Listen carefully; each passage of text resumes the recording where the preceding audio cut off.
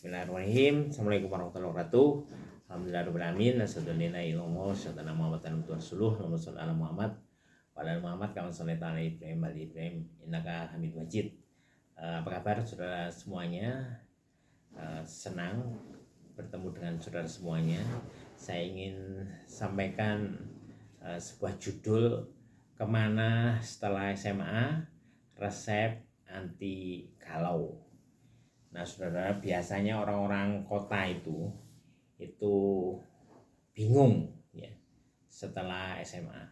Nah, ini berbeda dengan orang-orang desa. Kalau orang-orang desa itu setelah SMA bingung. ya sama saja berarti ya, antara bingung sesudah SMA dan sesudah SMA bingung itu sama saja ya. Padahal sebenarnya setelah SMA itu sudah jelas ya. Setelah SMA ya mesti SMP, setelah SMP ya mesti SMC. Itu kalau urutan. Nah, sama juga dengan Jamaluddin MZ itu mesti anak terakhir. Anak pertamanya mesti Jamaluddin MA. Adiknya kemudian Jamaluddin MP. Ya. Juga sama dengan bahwa Mahmud MD itu punya adik namanya Mahmud ME dan punya kakak namanya Mahmud MA, Mahmud MB dan Mahmud MC. Ya, kalau urutan gampang saja dan ini guyonan saja sudah ya. Kalau mau serius betul-betul memang harus memikirkan setelah SMA itu hendak kemana, kan gitu. Saya kemudian biasanya akan memberikan atau menunjukkan dua pilihan itu. Yang pertama setelah SMA itu adalah melanjutkan ke perguruan tinggi. Yang kedua setelah SMA itu saudara bisa melanjutkan untuk langsung bekerja ya. Jadi pilihannya itu hanya dua kira-kira ya. Apakah mau melanjutkan ke perguruan tinggi atau mau bekerja. Ya ada hal lain, misalnya menikah. Tapi menurut saya menikah itu bukan pilihan, menikah itu keharusan ya, begitu. Nah, kita akan perinci ya saudara. Kalau pilihannya itu melanjutkan ke perguruan tinggi, maka setidaknya ada 4 pilihan. Ya, setidaknya ada 4 pilihan. Yang pertama itu melanjutkan ke perguruan tinggi kedinasan. Yang kedua itu melanjutkan ke perguruan tinggi negeri. Yang ketiga itu melanjutkan ke perguruan tinggi swasta, dan yang keempat itu apa kira-kira? Ya, melanjutkan kuliah di luar negeri. Ya. Oke, kalau misalnya pilihannya itu melanjutkan ke perguruan tinggi kedinasan, ini menurut saya adalah suatu pilihan yang bagus ya, karena kita tahu betul bahwa kementerian atau organisasi pemerintah non departemen itu membutuhkan tenaga-tenaga baru, muda, profesional gitu ya, yang tugasnya itu untuk menjadi para pelaksana ya, kira-kira begitu ya, sampai menjadi kira-kira itu tingkat middle management. Dan ini dipenuhi melalui perguruan tinggi kedinasan. Nah, ketika saudara hendak memilih perguruan tinggi kedinasan, SMA-nya itu jurusannya harus sesuai. Kalau di SMA itu kan ada jurusan agama, terus bahasa, IPS dan IPA ya. Nah, sementara ini ada batasan-batasan bahwa perguruan tinggi kedinasan tertentu itu hanya menerima dari jurusan jurusan tertentu.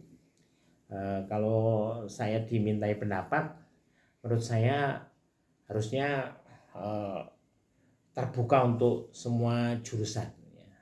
Jadi jurusan apakah itu agama atau bahasa atau ilmu sosial atau ilmu eksak itu bisa masuk ke perguruan tinggi kedinasan apapun. Mengapa demikian? Karena begitu masuk ke perguruan tinggi kedinasan itu, saudara, itu kan kemudian baru dimulai pengembangan kemampuan dasar profesional, ya. Atau bisa pula alternatifnya begitu masuk ke perguruan tinggi kedinasan itu mahasiswa mulai mengikuti kegiatan matrikulasi.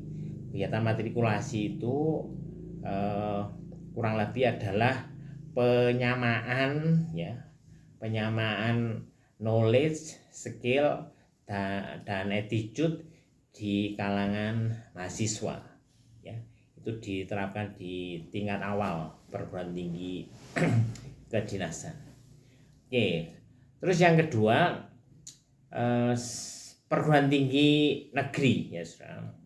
Nah, perguruan tinggi negeri itu, saudara, itu setidaknya sampai saat ini menjadi pilihan utama bagi anak-anak setelah lulus SMA.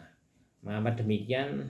Karena peringkat perguruan tinggi negeri itu setidaknya sampai saat ini atau mungkin juga sampai beberapa tahun yang akan datang itu secara umum masih lebih tinggi daripada perguruan tinggi swasta, ya.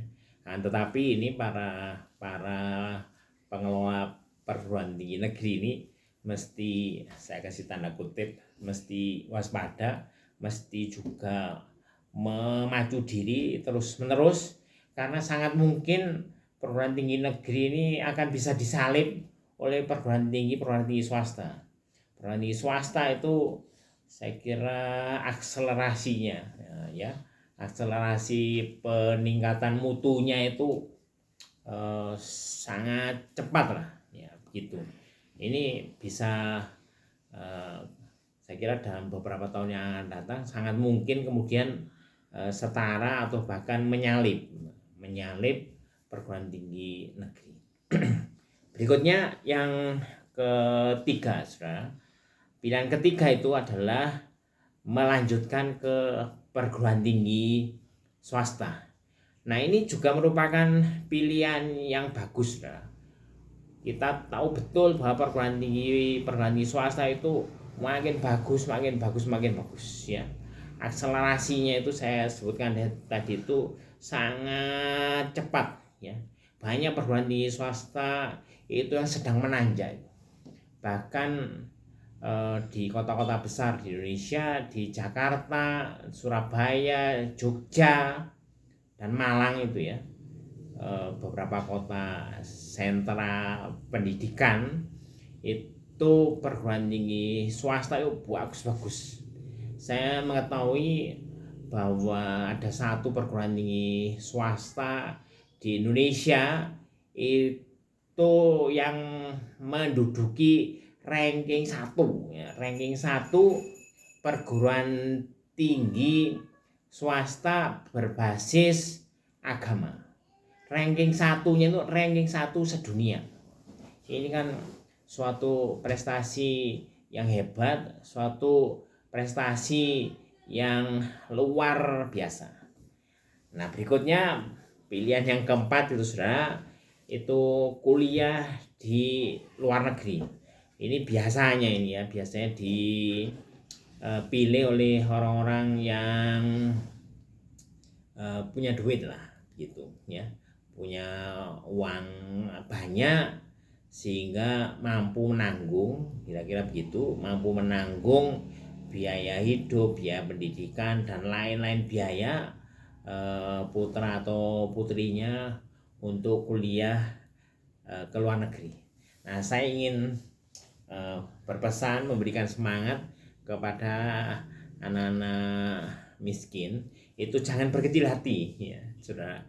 Sekarang banyak sekali beasiswa, ya, beasiswa dalam negeri, beasiswa luar negeri, beasiswa perguruan tinggi negeri, beasiswa perguruan tinggi swasta yang sangat banyak dan cukup, ya. Menurut saya cukup, maksudnya cukup untuk pendidikan, cukup untuk biaya hidup, bahkan lebih, ya. Ada banyak beasiswa yang dari beasiswa itu, insya Allah anak-anak ya, saudara-saudara semuanya, yang dari beasiswa itu kemudian saudara menempuh pendidikan dan melakukan mobilitas sosial vertikal, ya. Dari misalnya, maaf ini ya, kalau dalam stratifikasi sosial itu dari kelas rendah menuju kelas menengah, bahkan sampai ke kelas yang lebih tinggi, ya. Ini sebenarnya lazim, ya, lazim dalam sistem sekarang ini. Sama juga lazimnya kalau misalnya orang dari strata sosial yang tinggi tapi kemudian tidak mau berjuang, ya, dia bisa turun ke strata sosial yang menengah, bahkan turun ke strata sosial yang rendah, ya. Misalnya orang-orang yang melakukan suatu penyimpangan sosial, ya, itu atau terkena patologi sosial, bisa seperti itu, ya. Jadi saudara yang berasal dari strata sosial menengah atau strata sosial rendah atau mungkin juga strata sosial yang tinggi harus tetap berjuang. Yang dari strata sosial rendah berjuang untuk melakukan mobilitas sosial menuju ke strata sosial yang lebih tinggi. Yang sudah di strata sosial yang tinggi berjuang untuk tetap bertahan. Kira-kira seperti itu. Nah, saudara, saya ingin melanjutkan ini sebagai penutup, yaitu bahwa pilihan yang kedua dari dua pilihan tadi itu adalah bekerja. Nah, pilihan bekerja itu menurut saya juga pilihan yang sangat bagus, ya. Pilihan yang sangat bagus. Jangan anak-anak berkecil hati kalau setelah SMA itu langsung bekerja, tidak melanjutkan kuliah. Jangan saudara berkecil hati. Toh saudara bisa bekerja kemudian kuliah. Banyak orang-orang yang sukses itu setelah SMA kemudian bekerja, dia kemudian melanjutkan kuliah dan dia itu sukses. Jadi pilihan langsung bekerja ini juga sangat bagus. Anak laki-laki itu saudara harus secepatnya mandiri, harus secepatnya mencari nafkah, mencukupi kebutuhan diri dan keluarga. Kemudian secepatnya juga menikah. Tidak boleh tidak boleh menunda-nunda untuk perbuatan yang baik. Nah, anak-anak perempuan sebenarnya juga demikian pula, ya, saudara. Hanya untuk anak-anak perempuan itu tidak ada kewajiban untuk mencukupi kebutuhan hidup. Anak-anak perempuan itu kira-kira itu menopang, ya. Anak-anak perempuan itu kira-kira menopang kebutuhan rumah tangga tanpa melelehkan kewajibannya, dan anak perempuan tetap menjaga kehormatannya dan tetap menjaga agamanya, ya. Jadi saudara tetap semangat untuk berjuang menuju kehidupan yang lebih baik dan jangan lupa berdoa. Perjuangan dan doa. Billahi taufiq wal hidayah. Assalamualaikum warahmatullahi wabarakatuh.